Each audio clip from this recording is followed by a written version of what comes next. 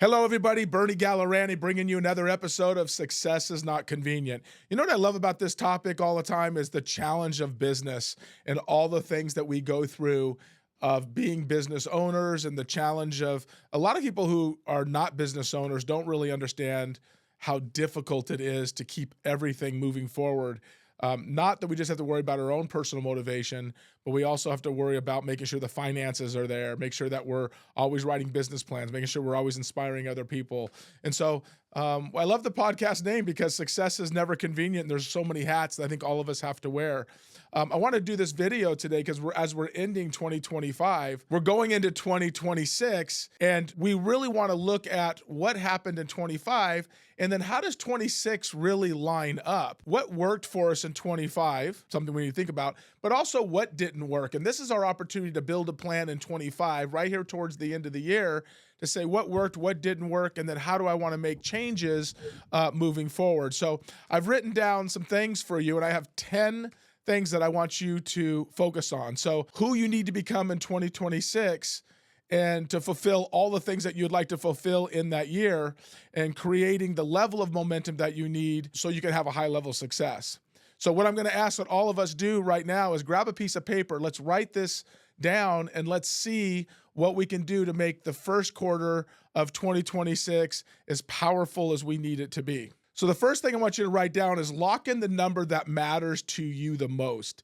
Decide the single metric that identifies the success you're chasing for 2026. So for example, are you looking for volume growth or income growth?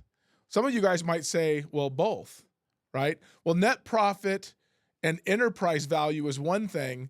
And the other thing is how much cash or how much income do you want to make? And that's really the question, because that can get a little confusing. One is, are you building a value in company and potentially maybe considering taking less profit? Or is your goal to make more profit and the value of your company doesn't really have any significance?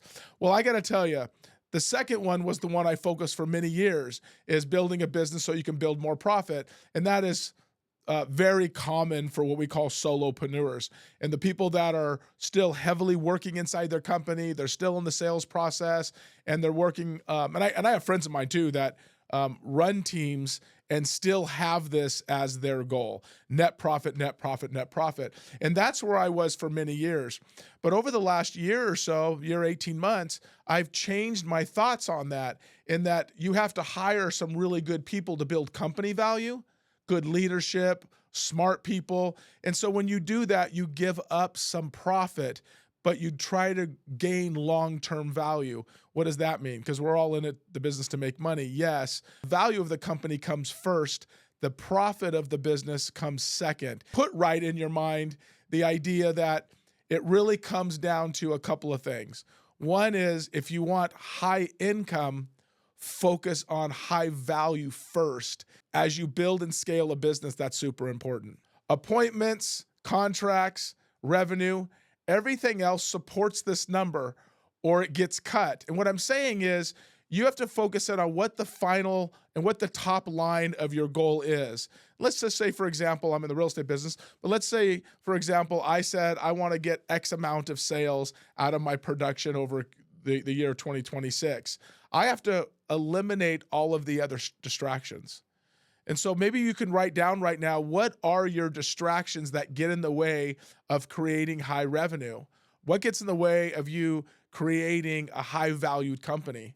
Are there a lot of things in there that fill your time that do not support high revenue or high value? Okay, that's something that we all must consider, because it is easy to think that we're doing busy work, but the question is, are we doing growth-minded, growth production, income value work? That is something that you have to identify within your business. For me, I know what that means, and that is I have to take all the other side distractions and push them over to the side and focus on the thing that grows the company. What does that mean? That means sales. That means prospecting. That means contracts. That means investing in lead distribution. There's a lot of minutia that also happens in business. So you need to identify what is income producing activities and focus most of your energy on that. Number two, design the year before January hits. We're talking about January 2026. We're talking about this right now in December because January 1st is right around the corner. 2026 is almost here. Don't start strong, start designed. What this means is start designing your business at a level that projects exactly what your outcome is expected. And what I mean by this is let's look at Q1 and Q4 from 25. They're very similar quarters, by the way, for most businesses. You typically have Q2, Q3 that are powerhouses. Q1, Q4 are the beginning and end of each year. So you have different struggles during those times. But what I'm going to ask that you do is map out your Q1 from 25 and what happened in Q4, fourth quarter in 2025, and then work on those quarters and ask yourself what worked and what didn't work in Q1 of 25. What worked in Q4 of 25? What didn't work in Q4? And then pre-schedule your selling blocks, recruiting, your vacations, and all of your thinking time, all of your business planning. Is that in your schedule? If you look at all your vacation times and everything, is that down on your schedule? Is your working time down? Is all of this pre-planned ahead of time? The reason why I say that, and I'm in the world of real estate, so I work with agents, and I got to tell you, for most agents, this concept is so foreign. What do you mean, plan my vacations? Yes, most realtors are self-employed, just like hopefully the people that are watching this video. And so if you don't have pre-blocked time, then you have nothing to hold yourself accountable to doing. And I know people that sit there and go, well, I'm going to take a vacation in June, or I'm going to take a vacation in November, but they end up taking a vacation in April, and they take a vacation in June, and then they take a vacation in August, and pretty soon they're vacationing, and then their business plan is all screwed up. Everything goes inside your calendar. And if it's not on the calendar, it doesn't exist. It's not real. You know, I learned something. I had a guest speaker in on a mastermind that I am involved in, and I love what she said. She was talking about all the distractions of people in general and business and things like that. And what I love is she said, do you have everything in your calendar?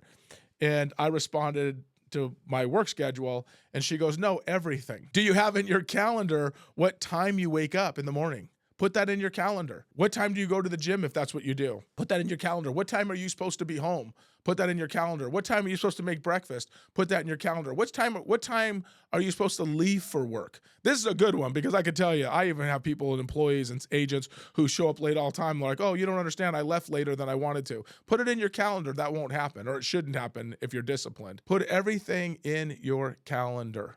That is a key thing for keeping everything on track. A funny story, even my wife, where my little calendar would go off at 10 minutes before I would get up in the morning. And so I get up at 3:30 in the morning, and at 3:20, my little calendar would give me a little ding telling me that I'm 10 minutes away from the scheduled appointment. And she was like, what is that thing that goes off at 3:20? It's like my 10-minute get out of bed thing. So when I started doing it, that thing started going off, and I'm not sure she was overly happy about it, but I solved the problem. I just turned off the ding. But put everything in your calendar so you know where you should be and when you should be there. Number 3, win the first 90 days. So that is the first quarter, ruthlessly. Win it unequivocally. Be totally focused in on what you're trying to actually accomplish. Set the tone. It's not a warm-up. It's already in action. You are moving forward in action day 1, week 1, month 1, all through quarter 1. Overbook your pipeline in January and February. What I love about overbooking your calendar in January and February, guys, is, and I try to tell this to my people all the time, your Q1 actually starts in Q4 of the previous year. All the work that you do, all the skills and the decisions that you make and the growth that you want to have, that is a ramp up through Q4 to build and have a powerful Q1 in the new year. So in this year, let's say 2026, front load all of your prospecting and all your contacts and do all that work right now. I know many of you guys are like, oh, it's the Christmas season. Yeah, you're starting a little bit late, and that's okay, but at least you're starting. So if you didn't get a chance to experience this before and you're watching this video, you might be saying, well, what does this mean front load? Well, you're already a little bit behind because it's hard to front load your January, February when we're already in the end of December and you're watching this video.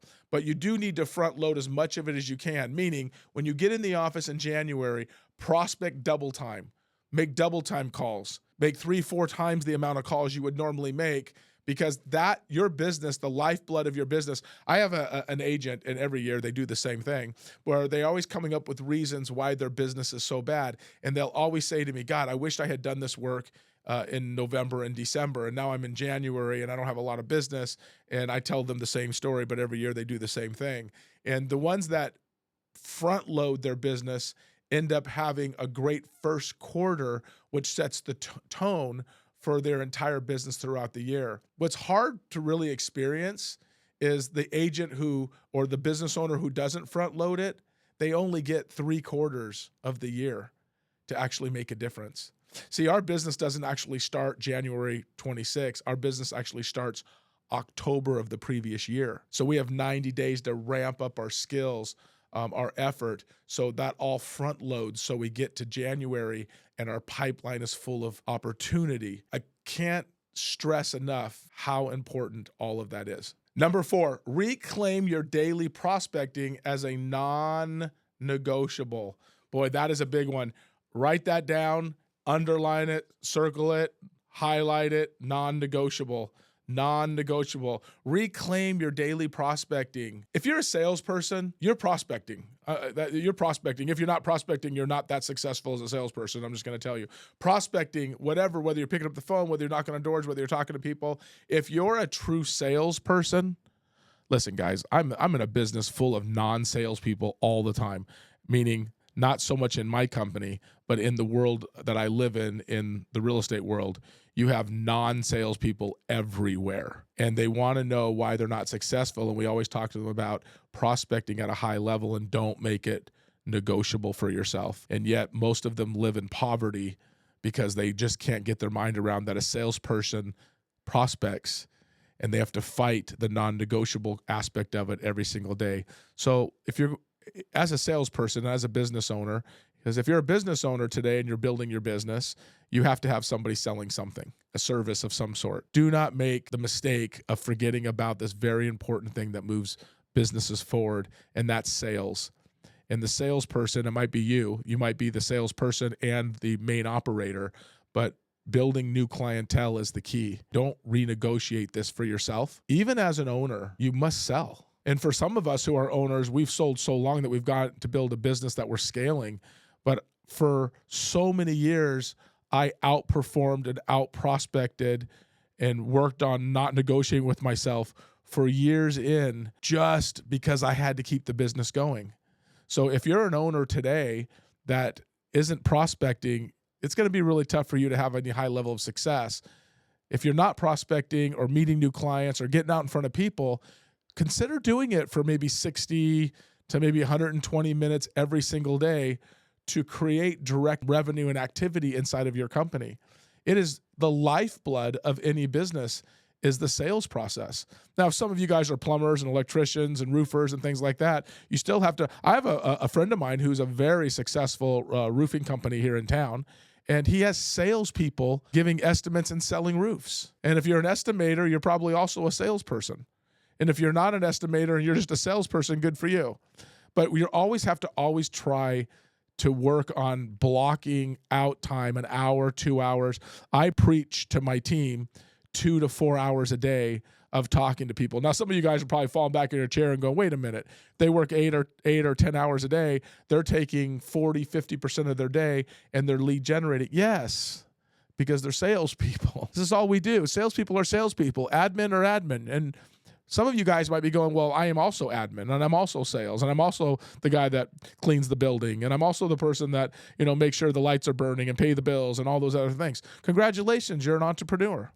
That's what entrepreneurs do. But as you grow and scale, you might have salespeople. I have a bunch of them, and they go out and they sell, and my job is to keep them moving, give them opportunities, and continue to keep coaching them so they have the highest level of success they possibly can. But we still have to have really good, strong salespeople. Number 5, separate the owner's work from the sales work.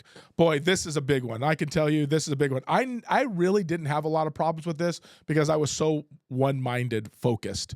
And what I mean by that is I was just a salesperson running and owning a company. I preferred the sales work and process versus the owner's work and process. And when I was selling, I just loved that side of it. And then I eventually jumped into the owner side. But if you're an owner and you're the salesperson, you have to try to separate those two things.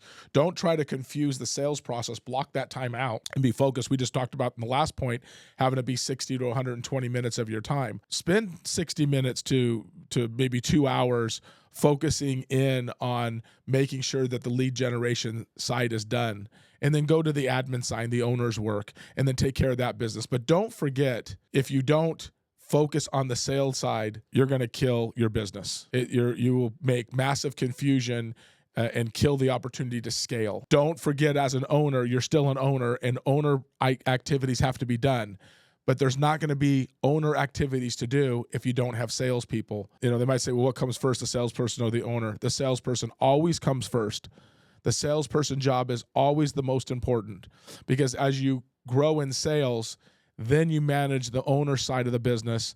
You can start scaling your company. If you don't have the sales portion of this worked out, scaling is not even a possibility for you. And so I'm going to just say to you, focus and block the sales process. If there's any realtor friends out there that are seeing this, prospecting solves all your financial problems. We've all heard that for years from real estate coaches, and says meeting people and connecting with people who create business for our company is the only thing that matters. Write that down. It's the only thing that matters. People, systems, capital, and leverage. Block time separately, or one role will sabotage the other. And this becomes a recurring theme of saying you cannot co-mix time with other events. I see it in my company. Now, I have a $300 million real estate company, and selling that amount of houses and the people and all the different jobs that everybody does within this company creates a problem if one or two people are doing it. Everybody has to have a different job. If you're an owner, you still have all these responsibilities. You just have them on a smaller scale. If you can't learn to block them out during specific times, then growing and scaling the business is never going to happen for you. I don't know if you ever want to grow your business, and that's not really in my business if you do or you don't. If you do want to scale your business, this is critical. If you don't want to scale your business, then keeping it small was always what you're going to have, because you cannot commingle all those positions and mix all the different roles together and expect to have a very successful business. Number 6, build the year's no list. Growth requires subtraction. It's so fun to talk about this, because as you grow, you get busy. As you grow, people want you to pay attention to them. People are calling you. People want to take you to lunch. People want to do business with you. The more successful you get, the more attention you get. And it requires a subtraction of things you will allow yourself in your time to be a part of. I had this very early on in my business, because I had a lot of success early, and all the people and the vendors and the industry that I was in, everybody wants to meet you and take you to lunch and meet you for coffee. And I was probably the most unsocial person that way, because I was so focused on growing the business, or my business, I should say, that I didn't go to coffee. I didn't have coffee with people. I didn't have lunch with people. I never did the activities that most people did, because subtraction, eliminating all of the attention, is critical. Now, I was unique that way, and I'm not saying it was good or bad. You can't be everybody's friend. I was a friend of building my business, and the only one that I cared about was building my business and supporting my family. Some people, though, and I see it all the time, where they want to be everybody's friend, and someone invites them to lunch or to dinner or something, and they're into everything, but their business suffers. And so you have to really focus in on making sure that all these people do not steal your time. Because I can tell you, as you grow, you're involved with other industries that want a part of your success. It is challenging if you can't have the vision and the knowledge and the concern about your business to say no. It's going to be really tough for you to grow and scale the business. It's just not possible if you're out and about serving other people's needs, and you're not serving the needs that you wrote down in the time blocking and all the different positions that you have to fulfill. Number 7, 2026 with cash confidence. All right, guys, this is probably one of the biggest things that I learned as a very painful experience in my business. When we talk about entering 2026 with cash confidence, meaning cash is your oxygen. You should have a minimum of 6 months of operating reserves in your bank account, and you must understand your burn rate. And what that means is how much cash are you going through versus how much are you replenishing in your system. Having a lot of cash in the bank gives you a lot of options. And growth without cash or liquidity, the stress is masquerading as success. So you look at going, well, I'm doing so well, but what are you doing with your cash reserves? This is absolutely one of the biggest painful experiences that any entrepreneur goes through is when they start making money, they like to spend it. And if you don't have at least 6 months of cash reserve, you work out of being desperate. And what happens is people see you because you look really good, you're driving a nice car, you seem somewhat confident, but inside is nothing but turmoil. And by the way, I see this more in the people I work with than the people that have the level of success and have the cash liquidity. I mean, I do have people that I work with that have a fair amount of cash liquidity, and I have people that are very successful that don't have cash liquidity. And I can tell you the level of confidence for those people that have the 6 months reserve in their bank account, they have options. The ones that act like they sell a lot of houses or are selling a lot of houses without that cash reserve, their whole demeanor is different and their level of distress is higher. And you can see that they're masquerading and appearing as if they are successful, and they are, but yet they're broke. And if one bad month or one bad week comes around, they're done. So remember, having liquidity also is getting yourself confidence. And confidence, when you have a confident salesperson, when you're a confident owner, when you're an owner that has 6 months liquidity in the bank and cash in the bank, you can do so many things with that. I heard something recently, and they were talking about having a year's reserve in the bank, which I love that also. And they said when you have that kind of money, it gives you opportunities to buy other businesses, buy other investment properties, buy things that you don't have to worry about, well, I get my next paycheck, I'll go buy this. You already got the cash to do it. And so just remember this, and that builds massive confidence. Your 2026 team must be built for where you're going, not what you have. Whoa, this is a big one. This is an investment opportunity. And I'll just bring you back into a quick story here in a minute. But what this is saying is in 2026, you're building a team for what you're planning to have happen in 2026. You're not putting people in place as you need them for your production. You're putting them in the place for what your production is going to need to be in 2026. This requires massive investment in people and good salespeople, good leaders, good admin, good operators, people who protect margins, people who are looking at growth and really protecting those dollars. It's investing in really good people. You can't build a really great company without investing in really good people. That was a hard lesson for me, and I'll tell you what I mean by that. And looking at our 2026 vision, I realized that there's absolutely no way I can get the growth I need with the people I have. Not that I don't have good people. I just didn't have enough people, and I didn't have enough smart people. And for the first few years, let's just say the last 24 months, we'll call it, I've placed people in seats because maybe I could get them inexpensively, or I didn't have to spend all the top dollar to get these kinds of people. So I would move these people in seats. And you know what?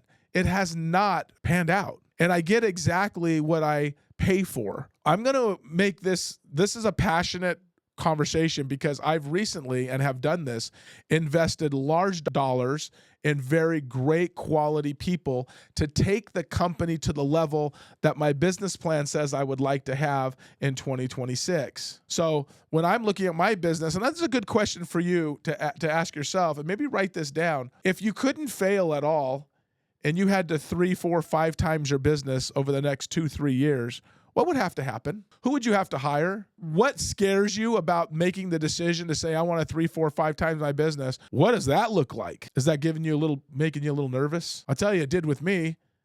scaling with good people is very expensive, but also not building a business that you really feel you can build is also very expensive. Are you willing to invest in good people? People who have scaled before don't really need loyalty. We're not looking for loyalty in people. You need competent people. You have a lot of loyal people. If you can have competent people and loyal people, that's really a key. But find competent people that you know can do the job. I just said to you a minute ago, sometimes I've moved people in seats just because it was easy. And part of me, and this is some of you guys might feel this way, and I've told my wife this somewhat recently over the last year or two, in that we always felt like, well, we'll hire within because that's our job, is to be loyal to the people that were in this company and try to hire within. And that's perfectly fine if you want to do that. The question for you, though, is, are they the best at that position you can find? Or are they convenient? Are they the best, or are they cheap? Meaning you can get them in there cheap. What I've learned through all of this is the best people that you can put in those seats are usually the most expensive. Are you willing to give up? We talked a little bit earlier in this that are you building an income for yourself, or are you building value inside your company? Well, what I've learned, if I'm building an income for myself, then I'm chimping out on the people I hire. I water down the need of the people that I should have. If I focus on building a company of value, then I have to bring in very smart people. This is a tough one. This is a really tough one. I struggled with this one for many, many years. And even though the businesses that we have been super successful, they're nowhere near the potential they could be had I actually thought about really hiring great quality people. Great quality people that know what they're doing are not cheap. But what I also learned is if they are good, they will make up their income by their production. Having great people in your company make a great company. Let's go to number 9. Install a weekly scoreboard by January 7th. Put in a scoreboard, a measurable. Now we do this every week, a scoreboard. So we highlight 10, 12, 15 things that are measurables. If you don't have that, you should. Let me give you an example. If you're a salesperson and an owner, how many calls are you going to make? How many conversations are you going to have? How many appointments are you going to go on? How many contracts are you going to get signed? How many closings and how many successful transactions are you going to have? How much money is going to be generated? Have a target point. If it isn't measured weekly, it isn't real. You got to measure it weekly, every single week. We do ours on Thursday. We sit down. We're a part of a program called EOS. Many of you guys know it. It's a business system. It wasn't cheap either. It was very expensive to create. I think we might have, this was probably 15 years ago or so, maybe 12 years ago. We spent, I don't know, like $35,000 for a few months to have them come in and teach us how to put this together. Now, that was a big financial hit for us at that time, meaning like, well, that's a lot of money. Some of you guys might go, well, that's a lot of money. The money we made because we implemented that into our system is 100 times that by having that organizational process in place. We were gunslingers before, but we're like, hey, we can't keep doing this. We can't keep doing this. And what we saw when we did, and we tracked it, and we measured it weekly, and we looked at it, and we had weekly goals and monthly goals and quarterly goals and annual goals and year 2 goals and year 5 goals, year 3 goals. And you look at this going, this is our trajectory over the next 36 to 60 months. What does this look like for us? And then day by day, week by week, we went through all of this and measured it and cut it out, measured it. And then we would run these things and go, what's happening here? Why isn't the financials look good, but why isn't this working? Hey, the money's there. See, sometimes what we do, guys, is we look at the money and go, yeah, we're making money. But what you don't understand, there's turmoil going on inside your company. You haven't figured it out yet, right? I'm going through a meeting. I'm doing the same thing with a portion of my company with a group that I have, about 6 people. And we're going through percentages. Leads and METs and conversions and contracts and solds and what those equations look like. And when we bring that to the table, I'm like, guys, this means this and this means this and this means this. And you got to be able to identify what those numbers mean and where to solve the problem. Number 10, and the last point we're going to have today, is decide who you're becoming in 2026. Now, this is a big topic for me because I'm all about the being portion of my life and how am I acting today in order to have the things that I want tomorrow. So this is a real important one for most to think about, is if you're you and if you're you in the production that you had in 25, and you want different production in 26, who's the new you? What are the things that you need to become to be different in 26 than you were in 25, right? This is a real lever for you. Discipline over motivation. Having motivation is fine, but how disciplined are you? Like standards over feelings. Do you have standards that you're willing to stick by, or are you completely running on feelings? You know, something I read a book once and I was talking about feelings. It says feelings are overrated. Your emotional feelings are overrated.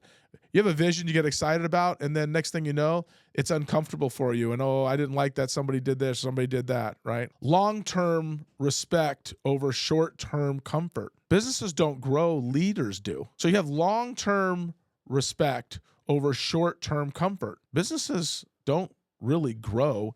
The leader grows and the business follows. And if we can understand that we are our business, and this is the most painful one of all, your business is what you've allowed your business to be. You are your business. If your business is not doing well, the question you have to ask yourself is why. And if it's easy for us to point the finger at the market, at the economy, this was going on and that was going on, and that's perfectly fine if that is how you want to operate your business. I'm a believer that says my business is exactly how I wrote it, and it doesn't matter what the external factors are. I have to keep moving to cause the business to continue to keep growing. I am the leader, the owner, and its success does not depend on anybody else other than my leadership. All the people can get the credit for moving and rowing the boat forward, but they need to be a captain in charge saying we need to row this direction and we need to calculate this. And that's my job. And if the business goes down, we as owners sometimes feel like we can just blame others. And when we stop blaming others for all of our downfalls, we can't really change anything at all if we're blaming others. If we start looking in the mirror and just saying we're responsible, it's really our fault, we can actually change everything. We can change everything that we want to change in our life based on taking personal responsibility. 2026 doesn't reward intensity, it rewards consistency and clarity and controlled aggression. It is methodical, it's time-consuming, it's painful, it breaks you down, and it builds you back up in time. But if you're not willing to make changes to be the person you need to be for the company that you run, we need to learn to get some grit so we can have the business and the life that we want for ourselves and also for our family. I really hope you guys found some value in what we were talking about today. I love bringing you these topics. If you have any concerns or thoughts or would like to share anything based on your own list, even the things that you feel, I'd love to hear your responses here. If there's something here that you don't agree with, I'd love to hear that too. We'd love to have conversations with you and do videos in addition to sharing different ideas based on our research and our experience. So again, thanks you guys for joining, and I hope everybody has a great, prosperous new year and 2026 around the corner. Let's go make a difference.